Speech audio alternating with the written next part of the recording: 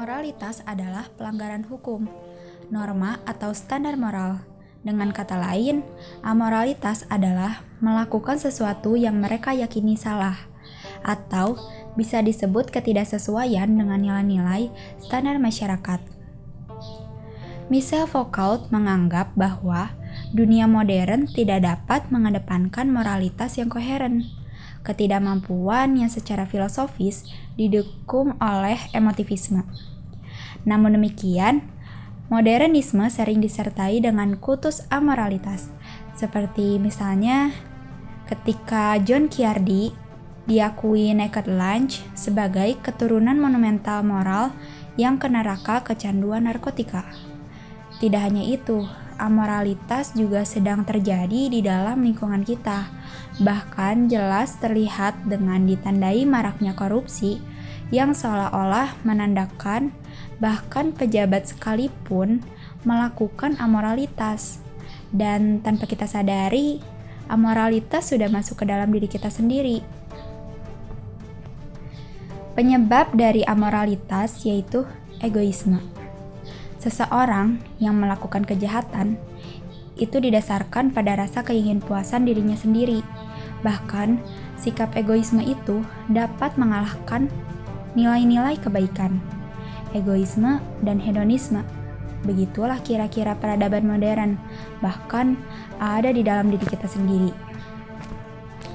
Pendidikan Pancasila memiliki tujuan tersembunyi, yaitu agar semua rakyat tidak mengikuti para pejabatnya dan para pemerintahnya.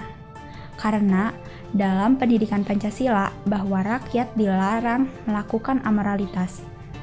Dan jelas tertulis dalam pendidikan Pancasila, kita harus mempunyai nilai-nilai yang dianggap benar, diantaranya nilai-nilai ketuhanan, kemanusiaan, kecintaan pada tanah air, dan kesatuan bangsa. Pendidikan Pancasila juga mengajarkan kita agar mempunyai moral yang baik sesuai dengan kebenaran pada agama, adat, dan budaya yang tumbuh di masyarakat. Karena dari itu, moral adalah hal mutlak yang harus dimiliki setiap manusia. Langkah pertama dalam membenahi amoralitas adalah mengetahui nilai-nilai dan karakter yang kuat. Karakter yang juga sebagai disebut budi pekerti. Harus tertanam kebaikan dan kebenaran di dalamnya. Ketika seseorang mempunyai karakter yang kuat dan baik, maka dia juga akan menyebarkan kebajikan kepada sesama. Kebajikan muncul setelah diri mempunyai moral yang kuat. Dengan kata lain, kebajikan juga disebut kesempurnaan moral.